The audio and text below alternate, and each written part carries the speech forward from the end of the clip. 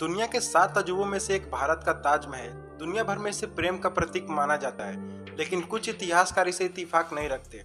उनका मानना है कि ताजमहल को शाहजहां ने नहीं बनवाया था, वह तो पहले से बना हुआ था और शाहजहां ने इसमें हेर फेर करके इसे इस्लामिक लुक दिया था। बल्कि उनका कहना तो यह है कि यह ताजमहल नहीं तेजो महालय है। अब क्या है इसका सच जानेंगे इसी वीडियो में। तो नमस्कार दोस्तों, एक बार फिर से स्वागत है आपका द मिस्ट्री चैनल में। तो चलिए शुरू करते हैं आज की इस वीडियो को। भारतीय इतिहास के पन्नों में यह लिखा है कि ताजमहल को शाहजहां ने मुमताज के लिए बनवाया था। वह मुमताज से प्यार करता था और इसीलिए उसने ताजमहल को मुमताज की याद में बनवाया था। इसे शाहजहां और मुमताज का मकबरा माना जाता है, लेकिन इतिहासकार पुरुषोत्तम नागेश ओक का तो कुछ और ही कहना है। पुरुषोत्तम ओक ने अपनी पुस्तक में लिखा है कि शाहजहां ने दरअसल वहां अपनी लूट की दौलत छुपा रखी थी, इसलिए उसने कब्र के रूप में प्रचारित किया था। यदि शाहजहां चकाचौंध कर देने वाले ताजमहल का वास्तव में निर्माता होता तो इतिहास में ताजमहल में मुमताज को किस दिन बादशाही ठाठ के साथ दफनाया गया उसका अवश्य उल्लेख होता। ओक के अनुसार जयपुर राजा से हड़प किए हुए पुराने महल में दफनाए जाने के कारण उस दिन का कोई महत्व नहीं है। शाहजहां के लिए मुमताज के कोई मायने नहीं थे, क्योंकि जिस जनान खाने में हजारों सुंदर स्त्रियां हो उसमें भला प्रत्येक स्त्री की मृत्यु का हिसाब कैसे रखा जाए। जिस शाहजहां ने जीवित मुमताज के लिए एक भी निवास नहीं बनवाया, वो उसके मरने के बाद भव्य महल बनवाएगा। आगरा से 600 किलोमीटर दूर बुरहानपुर में मुमताज की कब्र है, जो आज भी ज्यों की त्यों है। बाद में उसके नाम से आगरे के ताजमहल में एक और कब्र बनी और वे नकली है।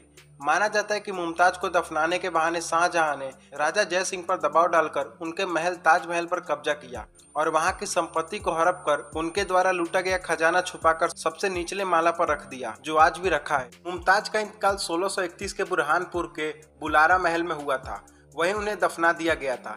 लेकिन माना जाता है कि उसके 6 महीने बाद राजकुमार शाह शुजा की निगरानी में उनके शरीर को आगरा लाया गया था। आगरा के दक्षिण में उन्हें अस्थायी तौर फिर से दफन किया गया और आखिर में उन्हें अपने मुकाम यानी ताजमहल में दफन कर दिया गया। पुरुषोत्तम के अनुसार क्योंकि शाहजहां ने मुमताज के लिए दफन स्थान बनवाया और वह भी इतना सुंदर, तो इतिहासकार मानने लगे कि निश्चित ही फिर उनका मुमताज के प्रति प्रेम होना ही चाहिए। तब कथा कथित इतिहासकारों ने इसे प्रेम का प्रतीक लिखना शुरू कर दिया। उन्होंने उनकी गाथा को लैला मजनू रोमियो जूलियट जैसा लिखा, जिसके चलते फिल्में भी बनी और दुनिया भर में ताजमहल प्रेम का प्रतीक बन गया। मुमताज से विवाह होने के पूर्व शाहजहां के कई अन्य विवाह हुए थे। अंततः मुमताज की मृत्यु पर उसकी कब्र के रूप में एक अनोखा खर्चीला ताजमहल बनवाने का कोई कारण नजर नहीं आता। मुमताज किसी सुल्तान या बादशाह की बेटी नहीं थी। उसे किसी विशेष प्रकार के भव्य महल में दफनाने का कोई कारण नजर नहीं आता। उसका कोई खास योगदान भी नहीं था। उसका नाम चर्चा में इसलिए आया क्योंकि युद्ध के रास्ते के दौरान उसने एक बेटी को जन्म दिया था और वह मर गई थी। शाहजहां के बादशाह बनने के 2.5-3 वर्ष में ही मुमताज की मृत्यु हो गई थी। इतिहास में मुमताज से शाहजहां के प्रेम का उल्लेख जरा भी नहीं मिलता है।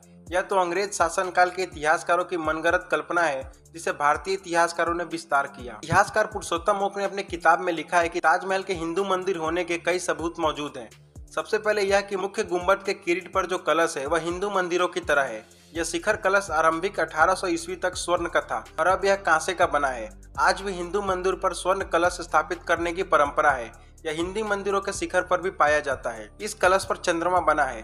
अपने नियोजन के कारण चंद्रमा एवं कलश की नोक मिलकर एक त्रिशूल का आकार बनाती है, जो कि हिंदू भगवान शिव का चिन्ह है।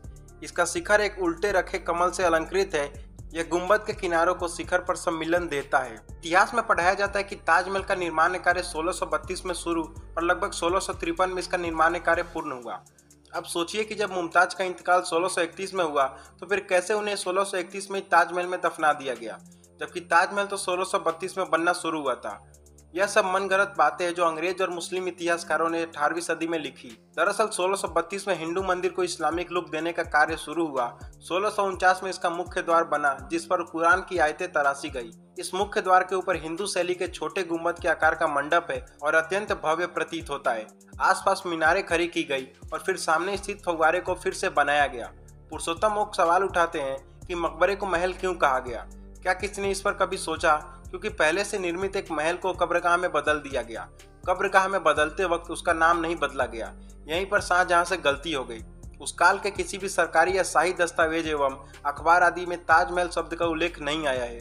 ताजमहल को ताज महल समझना हास्यास्पद है। पुरुषोत्तम लिखते हैं कि महल शब्द मुस्लिम शब्द नहीं है। अरब, ईरान, अफगानिस्तान आदि जगह पर एक भी ऐसी मस्जिद या कब्र नहीं है जिसके बाद महल लगाया गया हो। यह भी गलत है कि मुमताज के कारण इसका नाम मुमताज महल पड़ा, क्योंकि उनकी बेगम का नाम मुमताज उल जमानी था। यदि मुमताज के नाम पर इसका नाम रखा होता ताजमहल के आगे से मोम को हटा देने का कोई औचित्य नजर नहीं आता है। अब इसके पीछे क्या सच है ये तो ताजमहल पर रिसर्च होने के बाद ही पता चलेगा। तो आज की इस वीडियो में बस इतना ही। अगर वीडियो पसंद आई हो लाइक करो, फॉलो करो।